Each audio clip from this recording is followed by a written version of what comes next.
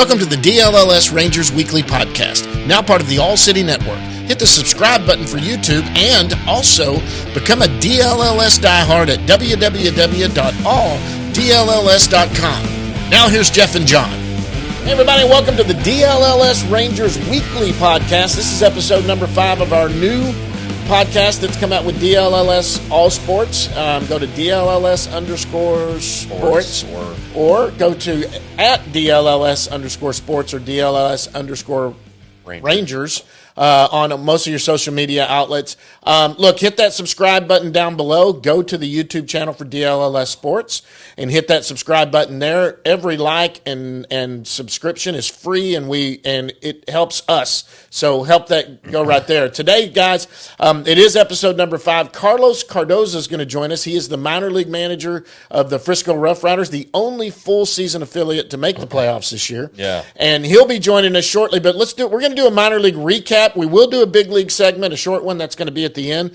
lot of you getting your daily big league stuff from Jeff and them at the weekly one, but we're still going to do a weekly one too. But Today we're going to focus on the minor leagues, and that's what we want to focus on. And big thanks to Carlos for joining us. So let's go back. Every one of them are over the. I went to the final game. Okay. In Frisco, they did get beat that night. Saw our friend Cindy Bush out there. She's the big fan that we see all over the place. Right. Big follower, and she came up and hugged and talked to me. Spores was out there. He got an inning. I went over by the bullpen. For those that don't go to Frisco, you got to go out there. The bullpen's right there. You can watch these guys. As soon as he saw me, just ran over to me. So him and I were talking for a minute, and I knew he was going to get. He had basically said, I should be going out with him for the road trip, which he is. He's there. And he was laughing about, I'm learning to deal with not throwing 98, 99. I'm throwing 96, 97 or whatever it was. Yeah. And I said, well, what are you doing in one inning tonight? And he said, I think I'm supposed to come in after one out and try to get 2. Oh. And that's what he did. All right. And that's what he ended up doing that night. So, I mean, it's so scripted what they're going to do. Yeah. And Mitch Bratt was pitching that night. And so that's who he came in to replace in about the 4th inning, I think. Something like that. Frisco did pretty well. The other team just had it that night. They got a run on Spores. And but you know what? You got to give them credit. Sure. I mean, it was a scrappy team. I think that's the best way to describe it. When the season started, they didn't have any top 10 prospects, and I think the highest was 14. Abby Ortiz or Zavala, one of the two, were 14, and but they knew how to win. They worked hard. Very good manager, good coaches, and then there was a good chemistry there. Minor league baseball, you move up every level, but a lot of these guys have played together since they were drafted or acquired. So they knew each other, and it was a good story. They finished with the highest winning percentage in Frisco history, so good for them. And some of those guys have moved on to the fall league. You look at the fall league roster, and big chunk of those guys played in Frisco this year. And you called it on Avery Weems. You said he would probably go to the fall league, and he is.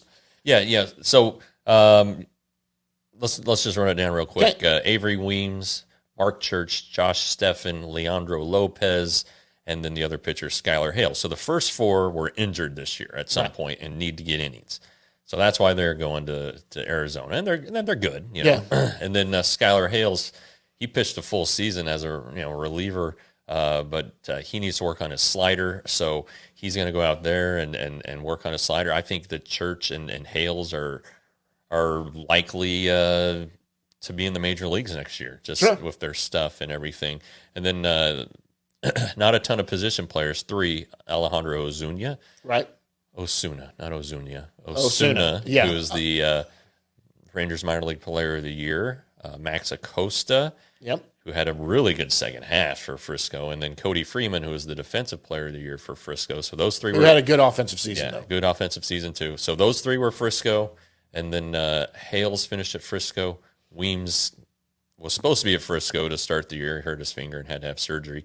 And then Josh Steffen was at Frisco. So that add them up. What was that, 5? Yeah. Jeez. 6? I don't know. I lost count. Anyhow, the season starts Monday. Surprise is the defending champions, and they're playing on what's called the AFL opening night. They're playing at Mesa. The surprise team's got some Got some good players on it.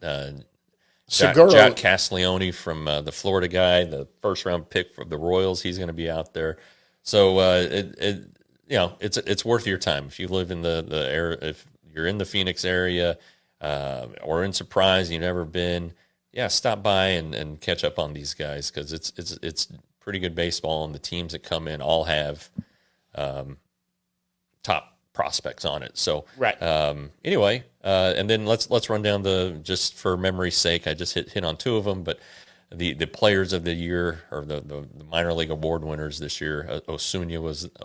God dang it! Alejandro was a good name to have because Alejandro Osuna was the player of the year, and Alejandro Rosario was the pitcher of the year. Right, and then Freeman was the defensive player of the year. Magdaleno was the reliever of the year, also pitched at Frisco, pitched at three levels, and then Jax Biggers was the Rangers, the true Ranger award winner. Goes to a guy that kind of embodies what the Rangers want their minor leaguers to be. So, yep. So with all of that said, the only one team made the postseason. It was Frisco. In full season. Full season, ACL right. And both DSL also. I think just one DSL made it, but whatever. Yeah. We're talking full season season clubs. You never know what you're going to get. I know at the start of the year that and even in spring training, the Round Rock people thought they were going to have a great team. Yeah. And because they did have a lot of the upper level talent with Leiter and Foscue and Mark Church, and then all those guys got injured except for Leiter, who did have a great AAA season. And then you had Blaine Krim and Sandro Fabian, the minor league veterans who start a little bit slow but heated up. And of course, Krim, we don't need to get into Krim. I think I'm starting to piss people off with how much I think that Blaine Krim should be in the major leagues, and maybe he will be. There's still a very outside chance for the last series, but it just didn't pan out because Foscue was needed early by the Rangers, and then he got hurt. Yeah. Church, I thought Church should have made the opening day roster. He ends up having a lat issue that keeps him out for a long time. And so then you start to see the minor league veteran guys that get called to plug in spots and all of that stuff. So Matt Duffy's an example. Yeah, and Peter Solomon.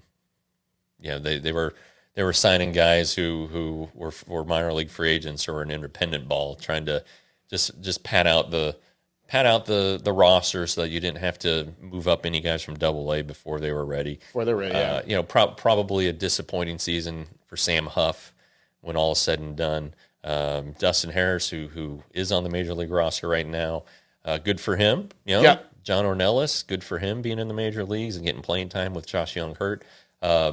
But it just didn't pan out at Round Rock. And hope to see Harris get some at bats. I mean, there was a good. I mean, he wasn't going to bat yesterday. They only had one left-hander in the lineup, didn't they? Yesterday.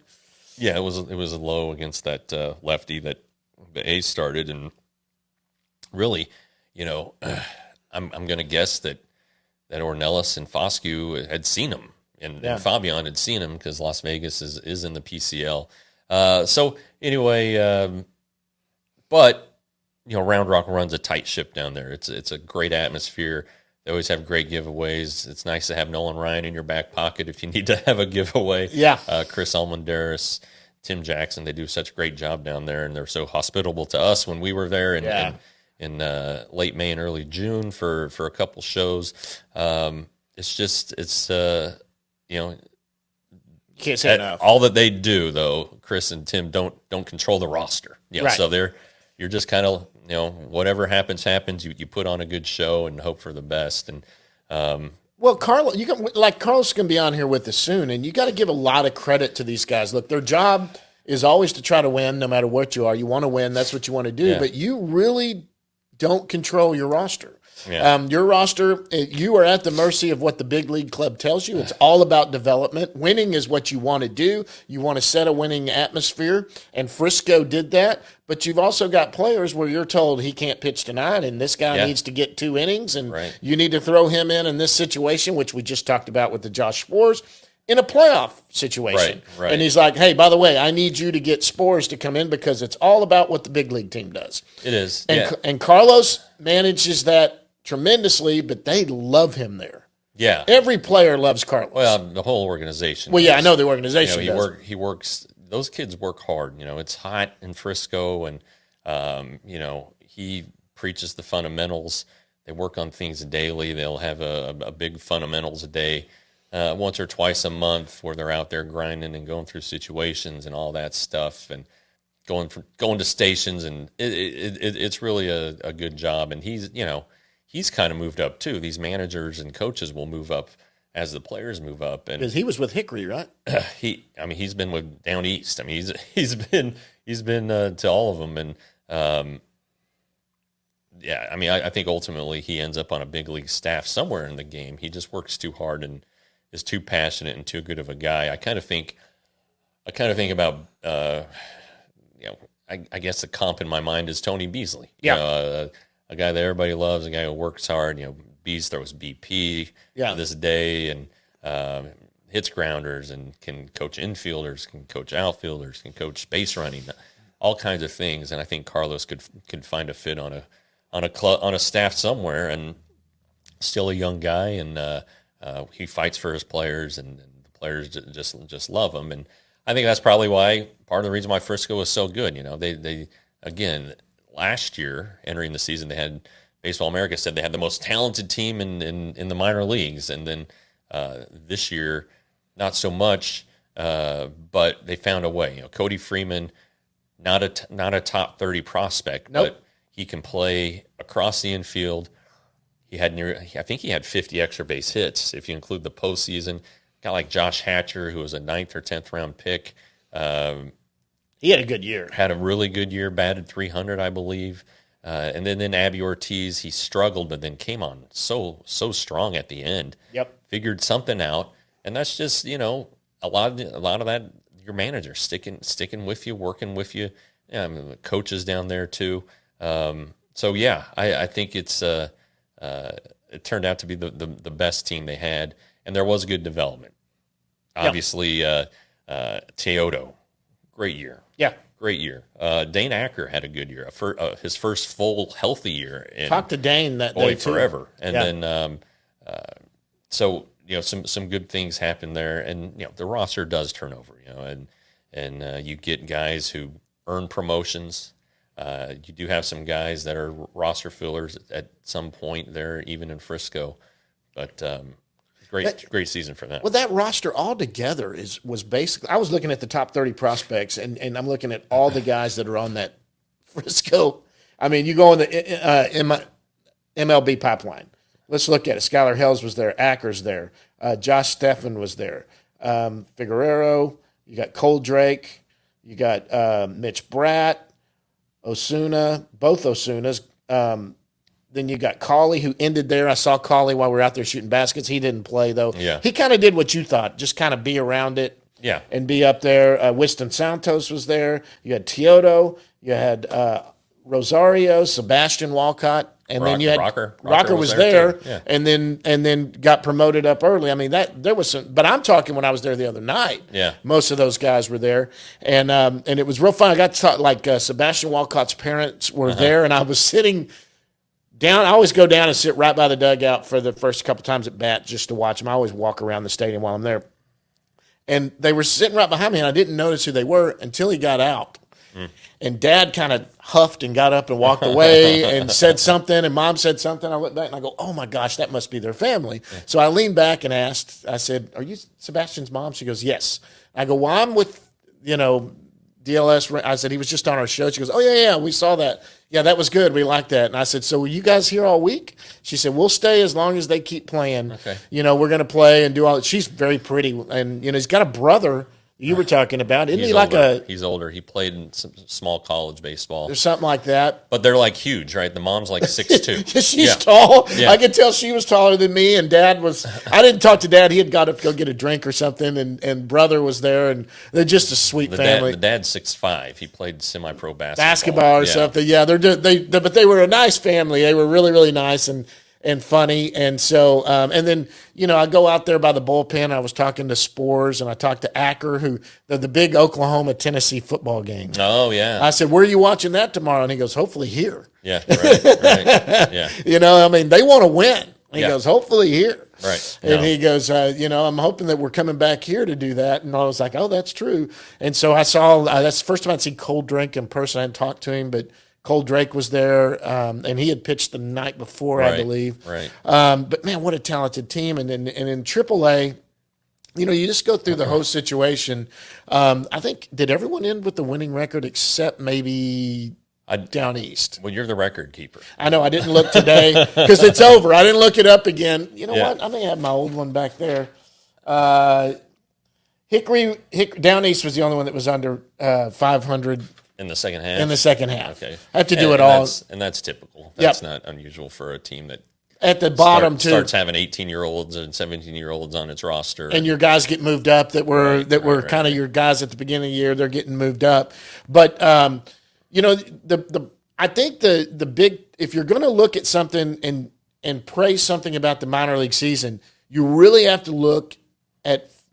It's really hard that I'm even saying this about the Texas Rangers, but they have developed some pitching this year that seems to be moving up through the system, not just in the rotation. You got some arms there, Hales or whatever you said his name. There's one there, but you got guys that could be bullpen guys too, and look, the biggest jump anyone says, whether you're a hitter or whether you are a pitcher, is from high A ball to double A. They say that's the jump that can kill a career right there. These are guys that you see them come up in low A and then high A, and then they come to double A, and that's where you see where the metal hits the road there. Everybody gets more patient. The cream of the crop kind of comes out there and going forward. And, boy, they've had some kids that were good, low level, who've carried that into double A and beyond, and that's good. Yeah, Baseball America, at some point last month, did their top 10 pitching development stories in the minor leagues, and the Rangers had 3 of them. Yeah. They had Ryan Lobus, Cole Drake, and then Rosario was number 1. Lobus was in Frisco, by the way. I saw him. Yeah, so there's some good stuff there. Now, if you look at the Baseball America scouting reports, Drake, they're thinking, back into the rotation, Lobus kind of a middle reliever. But, man, everybody is so high on Rosario, and, we want to see him do it again next year. He wasn't able to pitch this year at Frisco because I think he was dealing with some fatigue, but just it's something to be excited about. And then if you go all the way down to, like, down east and look at some of the guys there, and David Davalillo, who eventually got moved up to Hickory, had just a tremendous year. There's just a lot of names that are down there that at the beginning of the year just weren't on the radar at all. Absolutely. And so that's good, and it, when we had Jordan Teagues on our minor league show way back in May, and even Rosario said the same thing, the focus is dominate what you do best. Yep. And then we'll worry about the rest. So you lay a good foundation, and then you can develop more and more stuff. So, it seemed to have worked for a year, and we'll see what happens next year. And credit to them. I mean, look, this is a Rangers organization that has what appears to be some good arms throughout the whole system. Yeah. They're kind of scattered throughout. Every organization has that one pitcher they're all counting on. But the Rangers have a lot that you could see that could expand. Look, it's depth. A lot of these guys need to be depth on a major league rotation when they're not going to have Kamar and Jacob all year long. They're just not going to have DeGrom and Connor. Yeah. They're going to have to shut them down for a little bit to keep them fresh. There's no way they're going out. We've already talked about that last week. So there are a lot of arms there that have potential to help out at some point. There are, but they have to, you have to keep developing. Developing. They haven't figured it out yet. They're going to get tested at these new levels. So see what happens there. Spring training will be fun, and I encourage everyone to go to spring training. Jeff and I love it every year. But it's just where you can get close to these guys, watch them. It's where I discovered Isaac Tiger, who's now hurt. Right. Got Tommy John surgery, right? Or the brace surgery. The brace surgery. One of the two. But in either case, I just happened to stumble on this guy throwing 99 miles an hour. But in any case, all in all, I think you can look, records aside, you've got to be impressed with what they did You know, right now I just saw Baseball America did their organizational rankings, and they got the Rangers number 10. Okay, that's good. So that's way up because I think they started the year. They were in the top 5. Then Carter and Langford lost their prospect status, if you will. Then they fell to 24. Yeah, they went all the way down to the bottom. Yeah, so now, with this, when Kamar's going to not be on there long. That headlines it. But he will open next year on it. So when you look at the top 100, Rocker they have at 29, Walcott 53, and then Rosario 84, and Teodo 95. Right. So those are guys that weren't on the list. None of Sebastian was on the list to start the year, but I think he was considerably lower. He got jumped by Rocker, who just now blew you have these guys who are on the map and doing good things. One thing to touch on before we bring in Carlos, there are as always every year Rule 5 guys right that you have to consider. When is that date? Let's get that date in here. I don't know the date. It's in November. Okay. It's in middle November. It's always before Thanksgiving. It's usually like the Friday before Thanksgiving. Okay, when do all the 60-day guys have to come onto the roster? Yeah, there will be a series of roster moves here. Right after the season, or is it after the playoffs? It's after the season. The Rangers can accomplish that fairly easily. We'll get a big release on one day where all the roster moves have taken place. In October, you think it'll happen because they're not playing. So yeah, but then. Does it technically not kick in until after the playoffs are over? I mean, technically, free agency doesn't begin until after the playoffs. But you have to set your reserve rosters, what they call the 40-man roster, right. And so that'll be set in November when free agency opens. All these guys become free agents. But basically, if you're not going to re-sign these guys, they're free agents. So right. That'll create roster spots for the 60-day guys and. It's a mess, but anyway, the Rangers are probably going to protect 4 or 5 from the Rule 5 Teodo draft. For sure, we know. Teodo's an automatic, but then there are guys like Max Acosta. Yeah. All right, he had a great second half. Maybe that's what the fall league's for. Winston Santos. Yep. All right. Well, he'd get it protected. They're not going to let him. Dane Acker. He's a guy who wasn't protected last year, but was healthy and pitched, I think, pretty well this year. Yeah. Blaine Krim. Right. Now he can be a minor league free agent, I believe. So that's another you risk losing thing to consider. They will obviously invite him back if they don't put him on the. Osuna is a and Freeman. They're both Rule 5 eligible. So I don't think you have to worry about Freeman, but Osuna was. We'll see. There are some decisions that you have to make. Yeah. And it's always I don't want to say a stressful time, but. There's always always a few surprises. I was surprised when Jonathan Ornelas was added a few years ago, but the defense, they thought they would lose him, and he is a good defender. That one terrible inning, notwithstanding last week. But so that's a consideration. You will lose some minor league free agents.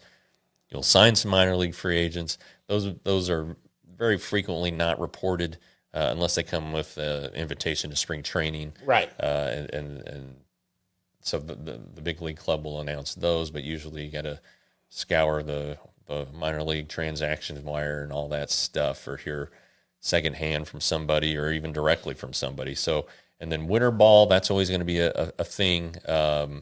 Ornelas told us he was going to go to winter ball. Yeah, he's playing in Dominican. In the Dominican, but beyond that, I'm not completely aware with. Who else is going, but the fall league is taking care of some of these guys. Right. Yeah. So that need the innings or need to work on something. So it's always interesting to see the turnover. I mean, there's turnover in the coaching staff. There's turnovers in the scouting department. So, next January probably they'll have the minor league coaching staffs all set. Players will continue to be added, and you'll have to reacquaint yourselves with some of these guys, and then, and we'll be pipeline Baseball America, Fangraphs even now, Baseball Prospectus, I guess. They'll come out with their, top prospect lists and all that stuff. They'll roll it out slowly. So I know I always look forward to seeing the Rangers lists come out. It seems like a lot of them are now riding the hot arm or the hot bat. Yeah. So that I think that has helped play a part for Rosario climbing so fast. Right. It was just an outstanding season. So yeah, he did great. so good for him. But and there's still some development going on the major league team with Ross, with Rocker and Leiter, and stuff like that. So it never ends. Nope. Because and but the season did. Yeah. The season did, but the development and the planning and all that stuff. I mean, what are they going to do in January with the international signing class? Are they saving their money for the possibility of signing Roki Sasaki? And then they won't have much of an international class this year because they'll commit all their bonus to him. You just don't know. So that's another thing. If he does become posted and the Rangers try to make a sharp, aggressive bid for him, what does that do to their international class and the deals they may already have in place? So lots to swim through this offseason, and we always do it. Yeah. We do it better than anybody else. And now we got there you go. And now we got a new company with some good resources to help do that too. And we'll get Ross on the show, although his wife is due in January with another girl. So another girl. Yeah. So we'll get Ross, or Josh Boyd can talk prospects, Josh Bonifay, who's on our minor league show, and Carlos is going to kick us off here. I saw Boyd and Bonifay at that last game. Sure. They were sitting out there. I don't think anyone recognized who they were, but I didn't go bug them. I just was like, I'm not going to go bug these guys. Yeah. They're here to do their job. I know they would have been friendly and done everything, but it's, when they're working, I just feel like, if it's at the dugout, you love to run over and talk to him when we were there. Listen, let's get Carlos in here and talk to him. He's going to talk to us from Arizona. He's back home, see what his offseason plans are and getting ready for next year. There you go. Carlos Cardoza is coming up next, guys. The guest segment today is brought to you by the Round Rock Express. Jeff, what's going on down the Round Rock? Well, nothing. The season is over, but there is, I shouldn't say nothing. There's something always going on in Round Rock. We talked about Chris and Tim and the job they do just a few minutes ago. Keep in mind that in February they will have another star-studded Carbach baseball tournament, the Round Rock Classic. It's February 21st to 23rd with Oregon State, all right, National Power, Virginia National Power, Oklahoma National Power, and Minnesota. Great baseball tradition, and they're always pretty good in the Big Ten. So go to keep your eye out for events that are happening around Rock. They'll do some rodeo stuff every now and then, concerts, fun times for the family, fun times for baseball fans. So thank you so much to Round Rock for your support for another year, and go to milb.com/round-rock for more information. Okay, guys, and joining us right now from Arizona, he is home after a successful season this year with the Frisco Roughriders. It's Frisco Roughrider manager Carlos Cardoza. Carlos, what's going on, man? Doing well. How you guys doing? We're going to pardon you guys. You never made it out to Frisco for a show, but other than that, how are you guys doing? We're doing well. We never got it lined up. It's probably my fault, but no, it's definitely my fault. Yeah. I'm going to blame myself, but we did get out there a couple times. I was there for the last game. I was happy about that. Got to get out there and see all that talent you guys ended up having. I mean, it was kind of weird. The roster at the start of the year wasn't star-studded, I guess, in terms of at least prospect rankings. But then at the end, holy cow, you had all kinds of players running through there. Pretty good group. Yeah, we did. And I think the group that was there throughout the year got better. And you add that in, like you say, with the guys that came Hickory. I think it's a reflection that our system's probably a little deeper than what some people might think. Yeah, I guess the guys who were there all year, Dane Acker, Cody Freeman, Josh Hatcher. I know I'm leaving some guys out, but you've known them for a long time. So, like, how did Cody Freeman develop this year? I know catching, he didn't catch. I think that was a huge deal, but my gosh, he had 50 extra base hits. Everybody raves about the defense, but he had a good all-around year. Yeah, he really did. I think one of the best campaigns in the Texas League. And to your question, how did he develop? I think he's always been as good of a defender and infielder as we saw. But him playing, kind of holding down third base every day, you saw what he can do there defensively. And he also played some second in the second half. So I think he while he was locked down at third base, I think he has some defensive versatility that we try to develop, and that's going to bode very well for him in the future. And then what's really neat, Jeff, about what you mentioned, I think, is a bunch of these guys having, call them career years at a higher level. Whether it's Cody Freeman, whether it's Max Acosta, guys like that, Hatch every day, hitting 300, stealing 20 plus, 10 plus home runs. It was a good year. A lot of those guys had a good year, and I think something that helped is, we talk about development versus winning in the minor leagues. I think just carrying that winning mentality and the winning mentality in your preparation, I think that's something that bled over into the games. I was just very proud for a bunch of those guys, the year they had, how they played together, but also what they did for themselves individually in their careers. Yeah.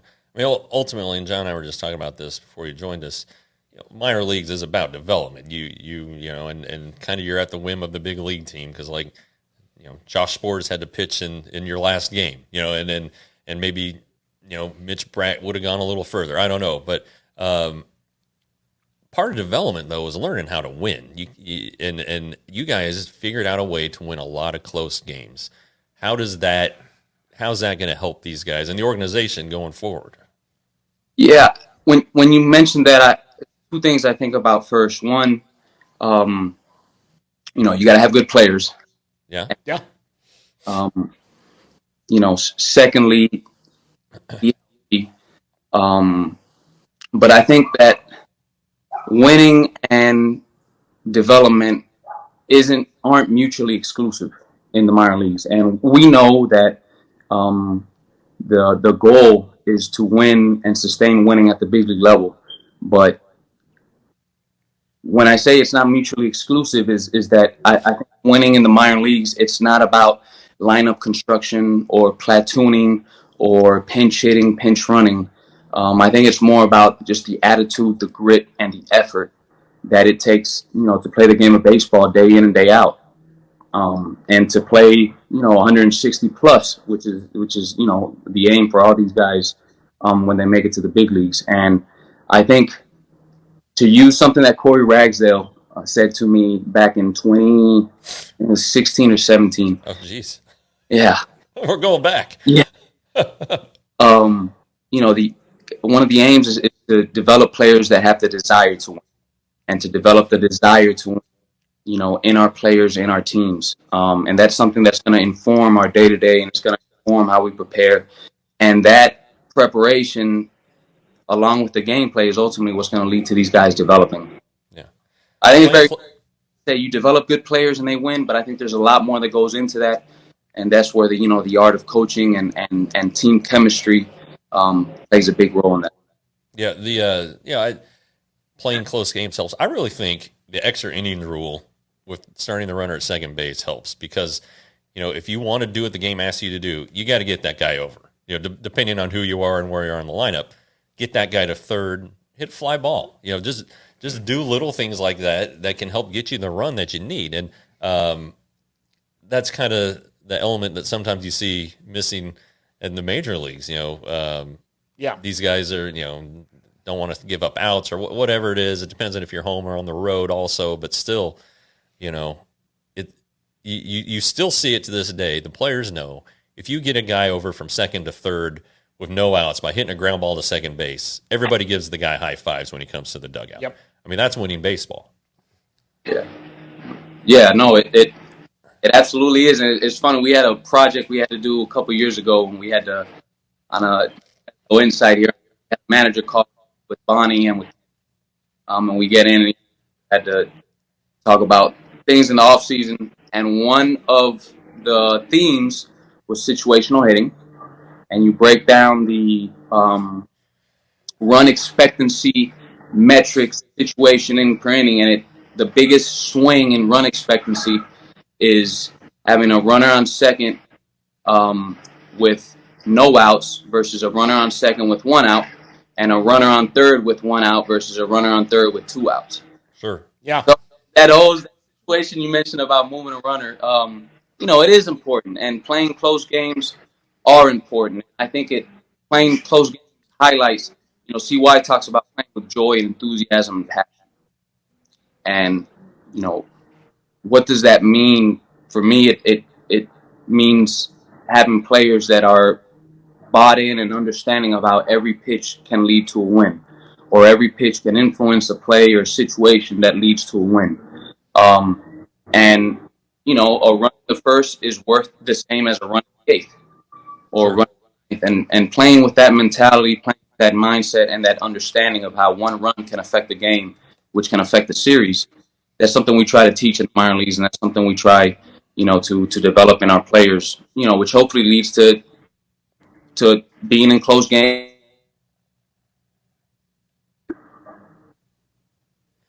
What I thought Abby Ortiz became a developmental success story this year because he started off and struggled, but then at the end of the year, he might have been the best hitter in the major or in the minor leagues. Just how hot he got. How did you see him develop? And is there something that flipped the switch there in the second half? Yeah, he was, since July 10th, he had the highest OPS in the Texas League. So he finished very, very strongly. There were a lot of things, and first and foremost was the hard work he put in every facet of his game. Because something I like to say is that even when he was cold, let's call it cold in the first half, he helped us win games defensively. Mm-hmm. Helped us win games running the bases. And when you look at Abby and his profile, that's not necessarily something that's going to jump off the page. Everybody's going to look at the bat and power and all this, but I mean, he went to work in every facet of his game, and something I think that's worth highlighting, that speaks to his work ethic as well, is the shape he got in and the shape how he improved physically throughout the season. And again, that's a credit to him. That's a credit to all the branches in our organization. Brett Platts, Courtney Gallagher, strength nutritionists, getting after it with him. But when I say he got into shape, we're talking close to, we're talking a lot of work and sweat that went in. And something that we did see was, as he got in better shape, the production also went up. Huh. And that's, again, a big time credit to him. I think that's something that he saw, and that's something he's going to take into the offseason. And I'm so excited for him for next season, because I think wherever he's at, I think he's crushing. Yeah, he also, and I admire this, and I'm sure you can appreciate it. His English got better from April to September too, and guys in his situation, you probably encountered this at some point too. It's hard, man, and I admire that so much about players from Latin America, and he just seems like such a good kid, and what you're saying about him kind of amplifies that. Seems like he just has fun too. He's loved on that team. He hit a home run the last game, and actually got a couple good hits that night. But boy, when he came in, they were meeting him outside that dugout. I mean, he has a big grin on his face. He seems to be loved by that team.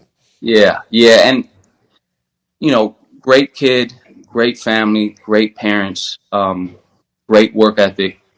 And I think one of the questions I remember helping in an interview before the season, and one of the things he talked about was playing with joy and smiling at the game in your worst moments. And for a 22-year-old kid who was our 2023 Player of the Year to come in to AA after his first big league camp, is still learning the language or becoming bilingual. It's easy to kind of just cave in and say, the year's a wash, but like he did it, he did when the bat was cold and he was adjusting to the league. He got better in other facets of the game that he's going to need, to be able to execute and to play at the big level. And then once July hit, the talent is just too good for it to not turn around. Great. obviously everybody saw Emiliano Teodo and what he did, and futures game, and the promise that Winston Santos offers. But it seemed like this was a huge year for Dane Acker to get through it completely healthy, to post every time, and maybe finally get to consistently work on some things. What did you see from him this season? And it seems like a good opportunity for him going forward. Yeah. What you mentioned, number one, health, and two, something that comes to mind is versatility. He's starting, and then towards the end of the season, coming out of the pen, whether it was one inning, closing a game, multi innings. We saw a 4-pitch mix. Obviously the fastball and the curveball have been something that's carried him. And then you saw the development of his slider, his ability to use changeups both on righties and lefties. This is a complete pitcher in whatever role he whatever role he serves, whatever role we put him in. He did that. He controlled the running game. He fielded his position. And he's as competitive as they come.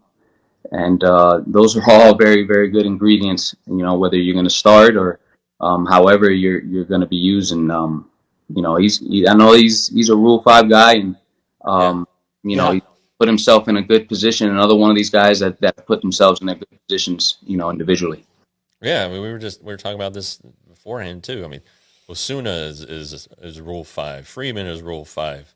I think Teodo. I think Magdaleno is he. I Santos? think he's Rule 5. Santos is Rule 5. Your whole roster was Rule 5. Abby's Rule 5.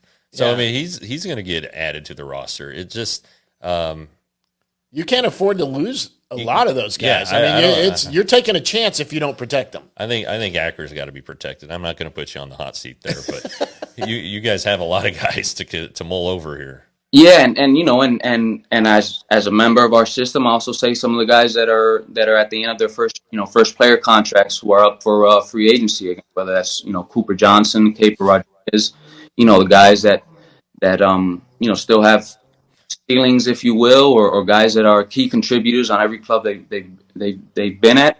And I think that's part of our job as coaches in the minor leagues is to try to help these guys make it very tough, on Josh Ballanfay and Ross Fenstermaker and Chris Young, when it comes time to make roster decisions. And again, I'll say I think we're a lot deeper in our system than people may give us credit for. I got to ask you this real quick because anybody that managed him, they're going to want to know. He's basically the top prospect in the organization right now. Only 18 years old. What did you see out of Sebastian? I mean, we know him. We've had him on. He's such a great kid. Family's amazing. They were there to watch the game. You personally, you deal with him. You're the one that manages him. You did it for the last few weeks here. Tell us about Sebastian and what you noticed about him. Yeah, a couple of things come straight to mind. One, an understanding of his defensive routine, which is something important as he continues to develop, on that side of the ball. He knew what he wanted to do, and we went out and executed it, right away. I think that's a reflection in large part too of the year he had and the work he did with Chad Comer and the Crawdad staff who had him most of the year. Secondly, what an impressive talent, but what an impressive young man. You mentioned his parents. When you get to know him, get to sit down, go under the surface a little bit, you really see the way he was raised. He was really raised, and he was put in a position to succeed, with how he was raised, and whether that's baseball or any other career. And that's something that sticks out, and I know it's been talked about, and it's certainly held true when he got to Frisco. And then third, just a lot of loud noises at the plate. Everything that's been advertised about that, and to see not just how he impacted the ball, but to see the quality of at bat, laying off some sliders there against a tough Midland staff, just getting on base, stealing second, with 2 outs in the 9th inning, the season on the line in game 2. This guy's built of the right stuff, and he's built for this. And it was short, but it was certainly a pleasure to get around him there in the last part of the season. So I'm guessing you pay attention to Hickory because you might be getting these guys. But I mean, in spring training, you work with guys at all levels. How closely do you pay attention, if time permits? I don't even know if time permits, but to like Hickory and Down East, and then maybe some of the guys you've had that have moved to Round Rock. Yeah, we try to. It depends. I know different coaches may keep more tabs than others. I'll speak. I'll tell a little story here. John Goble, our pitching coach. He could tell you, what the sides look like in our DR academy on any given day. I mean, that's oh, jeez, such a beast. When it comes to just consuming information and knowing, the system and our pitching development, that sort of thing. Whenever there's movement, when players transition levels, there's always communication between the managers on the guys' players' performance, but also developmentally what they're working on. Things that might make them tick, things you wouldn't necessarily read, in a box score, scouting report, perhaps. Mm-hmm. Any of the recency stuff and that sort of thing. So, in addition from filling out reports, and then it's all on the same platform where you can read, what the other skippers talked about on any given night. Whenever there's player movement, we do a really good job, the managers in our system, of communicating so that each skipper knows what they're getting as far as not just the player but the person as well, because we don't want to miss a beat, and we don't want to miss a day with these guys, and we try to maximize every touch we get with our players. Gotcha. So you're not going back to defend your AFL championship. Did you have the opportunity to manage again in the fall league? We're sending a pitching coach this season, and I believe a trainer, and John Goble is going to represent. Right, I saw that. I told him, hey man, you got big shoes to fill, man. You in the AFL, man. Like you got to be home. So, no, I'm here with my girls now. Hopefully, I'll get a chance to go see him. Yeah, I mean, shoot. We were talking about it. It's like six guys that were in Frisco are going to be in the AFL team. So you at least have a reason to go out there and check them out. That's exciting. I always like this time of year. But like we were talking about, it never stops. I mean, the games end, but everything keeps going. Yeah. Have you guys made it out to fall league games? I have in the past. The Rangers used to have their pro scouting meetings there, and I don't know if they're going to do it again this year. But we would always kind of time it to watch a game, like when Jerks and Profar. We want to go back a little bit.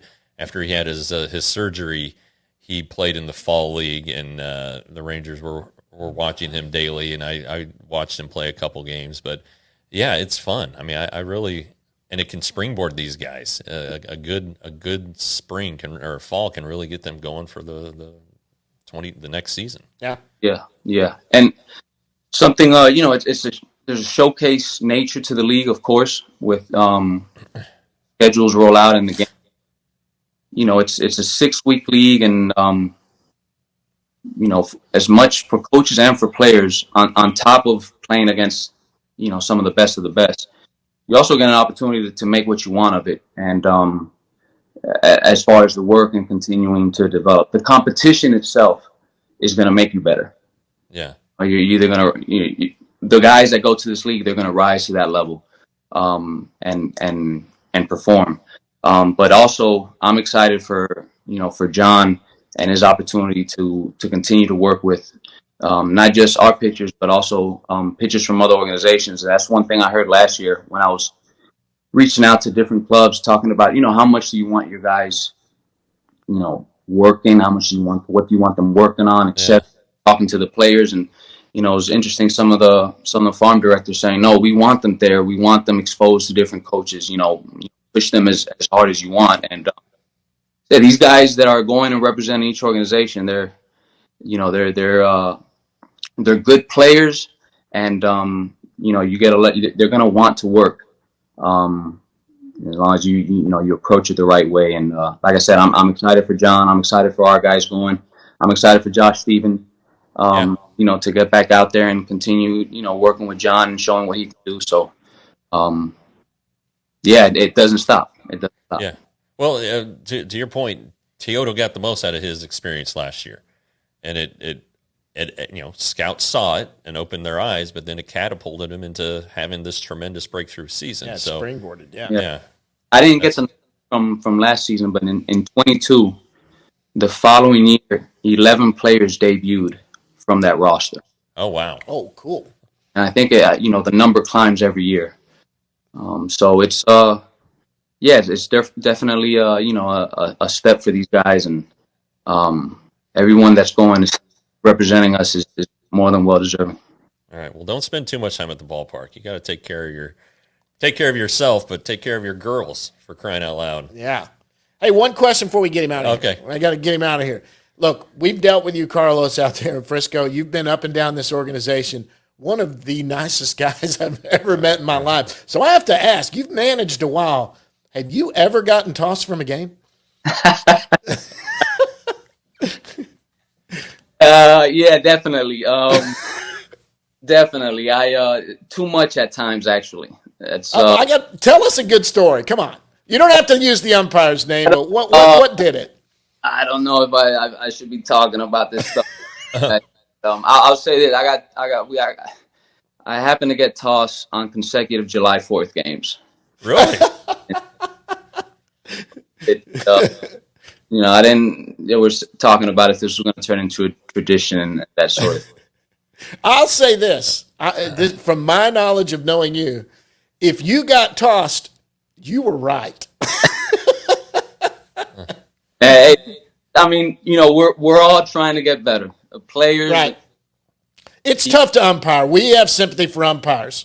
They have a tough job. We're all trying to get better, and we all need to get better. I'll leave it. Hey, but sometimes your players need you gotta have their back. Yeah, you got to go to bat for them. Yeah, 1,000%, 1,000%, and that group.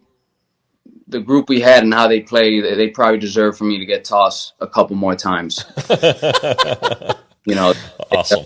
What a great ending. That's fun. I'm good. Every time I've ever dealt with him, I'm like, he's way too nice. He's never lost it, has he, and gotten on somebody. But yeah, you know what? The competitive juices are there. Protecting your players is there. Carlos, we can't thank you enough. Look, I know your season's over. It's time to spend time with the family. But you stopped down and talked to us here for 20, 30 minutes. We just can't thank you enough. Anything else? No, just we'll see you soon, I hope.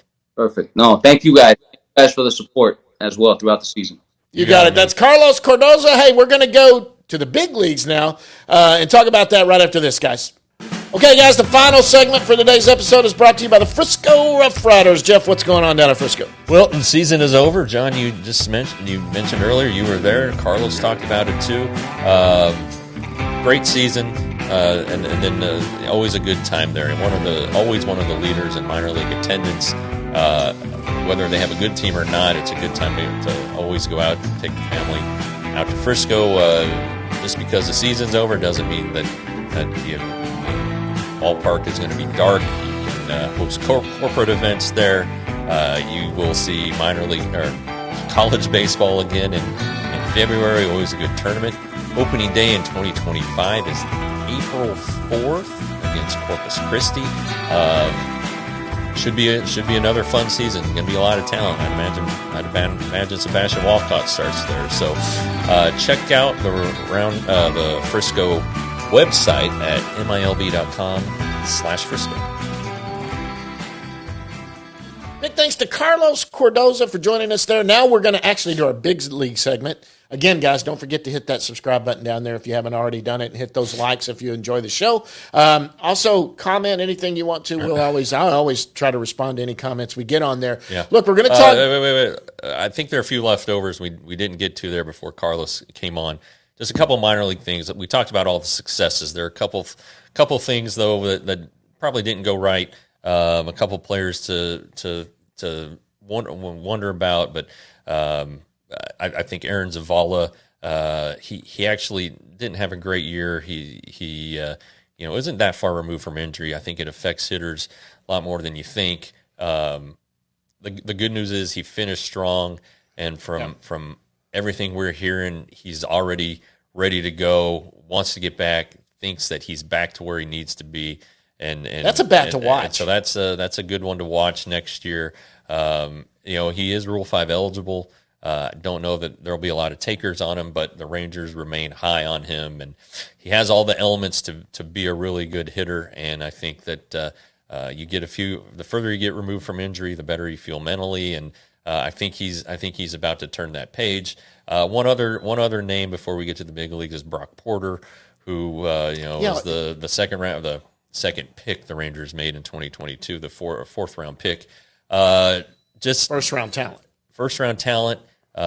It didn't happen for him at Hickory early on. They took him to Arizona. He pitched there, working on mechanics, working on stuff. A guy that should not be forgotten with all the talent that he has. It'll be interesting to see his off-season program and how he comes into spring training. But I think this year is going to serve him well. I think that he might have had to learn a lot of stuff. A talented guy who'd really never struggled before, and hopefully it does serve him well. Something that a name to watch. Don't forget about Brock Porter, because it's top 10 prospect talent and a big league arm.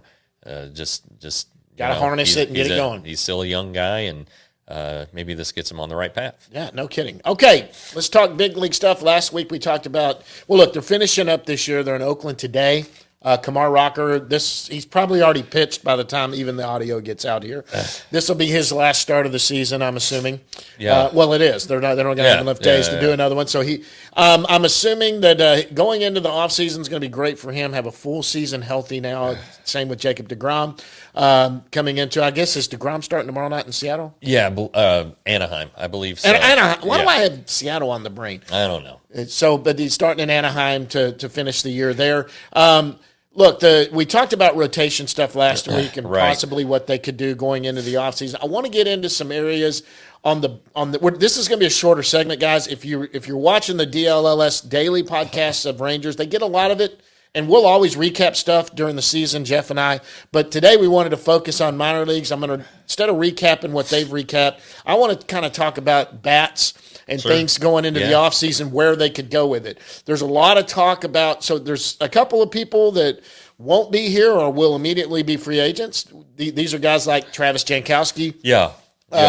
Who will be a free agent, who I think is valuable and should come back, especially if you move some of these younger guys that you have or get rid of them in trades or whatever. He's a guy, I don't care who you are. Every team needs a guy that sits on the end of the bench with value, that knows his place is on the end of the bench. Yeah. And he's not worried about it. He's not down there pouting. He's a teammate, ready to come in, do whatever you need, and that guy is a good one. Yeah, I don't disagree with you at all. Winning teams need players like Travis Jankowski. Yeah, they just do. I think another guy who has a chance to come back who's a free agent is Carson Kelly. Yeah, because they need to address catching. I think the Rangers need to have a better backup plan than Andrew Kisner. Andrew, not sure what happened. It just wasn't very good. Yeah. And I think another bat that needs to improve is Jonah Heim, who's come on strong here late. He needs to grow his hair out. That might be it, but he just needs to not be maybe exposed. Maybe he's maybe not a 400 at bat guy a year. Maybe some things get exposed when he is playing every day. He played a long season. Last year. He had a heavy workload to start the year. So I think that that's something to consider. I expect him to get better. He may not be where he was in the World Series year, but I certainly think in between there is where he ends up. And that's fine. And then, of course, everybody knows Adolis Garcia needs to be better, and he's been pretty good here the last couple of weeks, let's say. Yeah, he did. He's riding a little hitting streak, actually. And, there was an interesting stat last night's game. He's the only outfielder in the majors the last 4 years with 20 home runs and 80 RBIs each season. Didn't he sign a 2-year deal? He's still in the still in the arbitration area, though. But he Instead of going to a hearing last year, they settled on a 2-year deal. So he's going to make nine and a quarter next year, I think. Still a lot of value. He'll be here. It just needs to be more consistent. He'll be here. Then the other question, other questions, is center field. And who's going to be there? Will Leote be back? Leote's finishing strong. Evan Carter missed the whole year, basically. Didn't get the development that's needed. So I don't know that he can be counted on to be an everyday force. Definitely against right-handers he would, but he still has to fix that stuff against left-handers. And then, to your point, first base, Nathaniel Lowe also finishing strong. It's interesting if you look at his season overall. He's probably he's on the positive side with WAR. Gets on base a lot. He plays good defense. Plays pretty good defense, but his slugging percentage is under 400, and you can't do that. That's a tough one. So especially at a corner position, any corner position. Yeah, so I don't know what the Rangers have in store there. I'm sure they're going to look. He's going to be in his he might have been a Rule Super 2 guy, so he might be. He's still arbitration eligible. He's under control for sure. And so is his. Are the dollars and the value going to make sense? And I think the Rangers could consider upgrades there. I know that they've looked at, giving Justin Foscue some at-bats. It's not working out right now because he's 0 for 23 since he's been recalled. Everybody thinks he's going to hit. It's just not happening now. Right. I love, Blaine Krim, just not going to go there anymore. Free agency? So then you look at the free agents, and Pete Alonso's the big free agent there. But I don't think they're going to spend the Rangers need to make Eovaldi their number one big free agency splash, or Sasaki or whatever. Well, but Sasaki wouldn't. He'd be under the international rules. Oh, so he's not going to be expensive. He wouldn't be that expensive. That's right. So, okay. That makes a ton of sense for everybody in baseball to try to get him. So those are the bad areas. One other thing that's come up this week is Josh Young is on the injured list. He's dealing with some tendonitis in his wrist. There's talk about there might be a nerve issue underneath the plate, so maybe they have to take out the plate, which if they do that just kind of sets everything back. Because when you take out the plate, you're taking out the screws, so you're creating all these new fractures. Right. So you hope that doesn't happen. He needs to have a full offseason or as much as one as he can. He is tired of getting cortisone injections. He does not want to do that anymore. Yeah, he said that. Yeah. So it's a tough spot there, but that's a big one to watch this offseason. And who knows? I mean, it's a tricky fracture.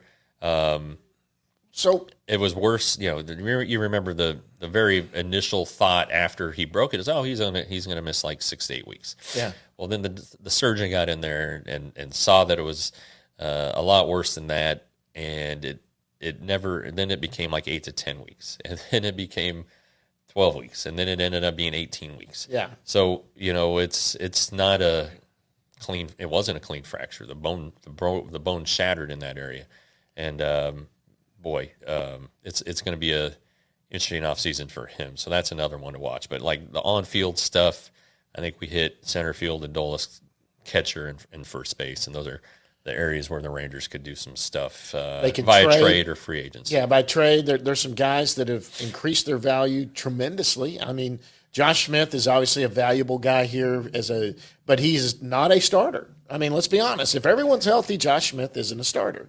Not on this team, yeah. Not on this team. So has he got value to help secure some deal for either a starting pitcher that maybe if you can't get Evo back, or is there a bat out there, some young bat that might be available that's under control a couple of years to come in here that plays first base, maybe a corner outfielder. Maybe Adolis does more DHing, but that arm of Adolis has run in the outfield like maybe something's been bothering him all year. I think he's going to have knee surgery in the offseason. I think it's his right knee has been bothering him for a while.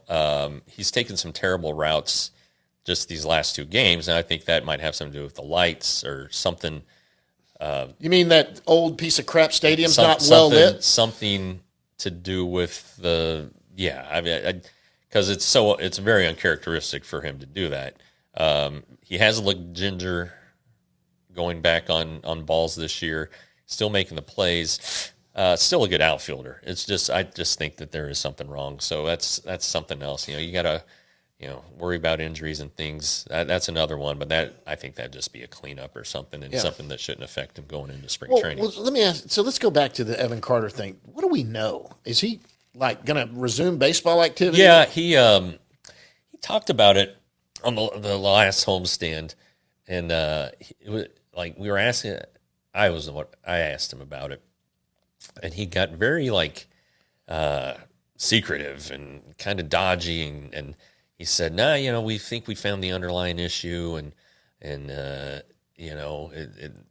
anyway, he was acting like it was something awful, and so I asked Chris Young about it, and he said, "Well, I can't tell you what it is because of HIPAA," and then he said, "But it's very easily manageable." So whatever it is, it's good news. He is twisting, That's the thing that. Oh, so he's doing twisting. He's rotating his torso, so that's good.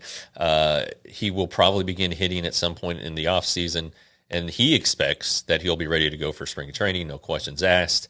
But I think there's a little something more there than just a back strain, or it was. He hasn't had surgery, nothing like that. The discs appear to be structurally sound. It was just weird, and I kept reminding him. He was like, "Well, has the team said anything?" And then we're like, "No." And he goes, "Okay." I was like, "Evan, this is your medical information. All right, it's your decision to talk about it." Yeah, and he didn't talk about it, but that's fine. But he doesn't have to. I mean, he is. The Rangers are. He expects to be a regular contributor next year. He thinks he's found a way to manage his back and to maintain it and to be on top of it, to prevent another season like this. The question then becomes, how is he doing against left-handed hitters? That's the big one. And I think if he's fully healthy, he'll do better. Yeah, but still, are the Rangers going to want to count on that? Are they going to want to put him, at the bottom of the order and have him make an out? Right. 2 out of 10 times, or 1 out of 5. So I don't know. And then, you don't want to make him a platoon player. Matt Hicks said it last year. He's too young to be a platoon player. Yeah.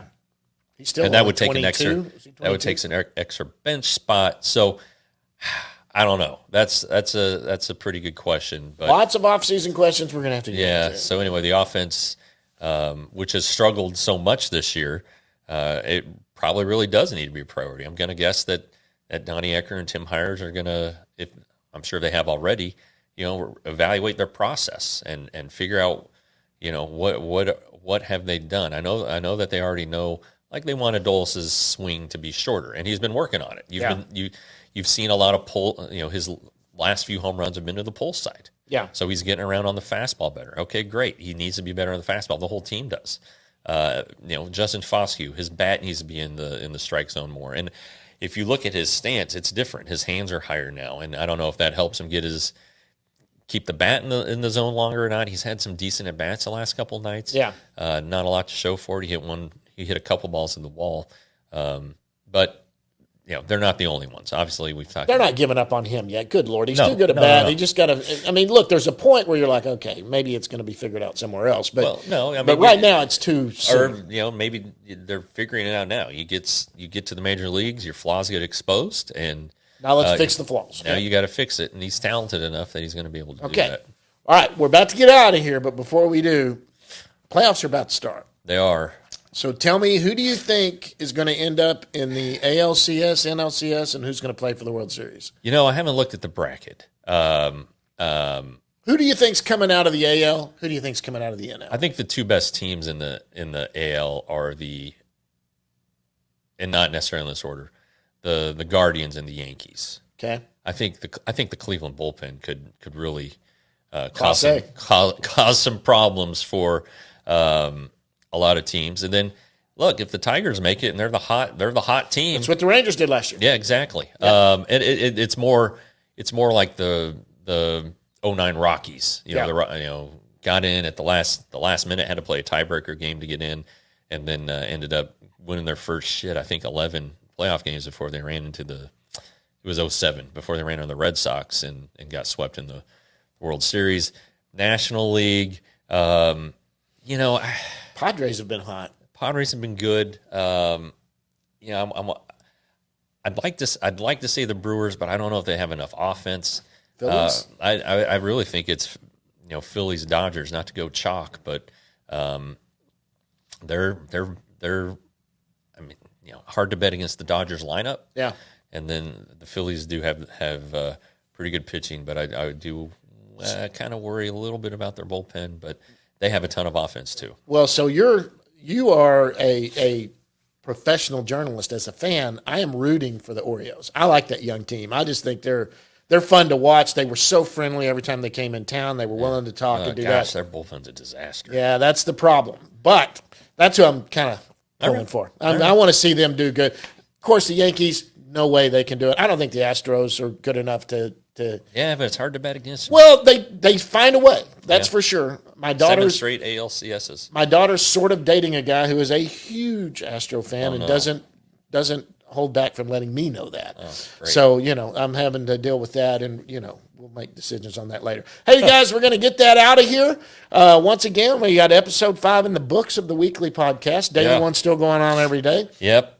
Go to the website, ALLDLLS.com, for all your sports, whether it's DFW sports. They're covering the Stars, the Mavericks, the Cowboys, who, by the way, there's some fun podcasts to watch there because they suck. Yeah. And then, of course, the Rangers had a down year, but you got the daily podcast there, too. Go follow them all. Do that. Follow them on your on your social medias. All of them are at DLLS_, whether it's Cowboys, Mavs, Rangers, or Stars.